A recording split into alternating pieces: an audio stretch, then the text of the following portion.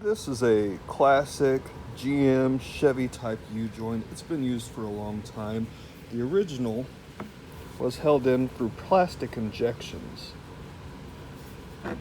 but the aftermarket is held in through inside clips. Now most people install the clips to hold it in, but what they forget to do is for the joint that goes into the back, install the joints into these grooves right here. Now this is the end yoke that would go on your rear pinion. This is what most of them look like, and you'll notice that they have a tab that goes at the end, and that holds the U-joint in. Now this is what most of them look like, but for this GM one with the inside clips, which is known as a 3R by the way, this is the rear end pinion that would go in that. Now as you'll notice, it does not have the tabs like the other ones do. So if you put it in your vehicle without installing these clips, there is nothing that's going to hold it in.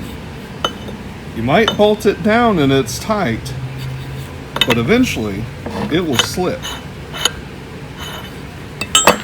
The bolts, whether it's straps or U-bolts, only hold it into the seating. They're not actually what's holding it in.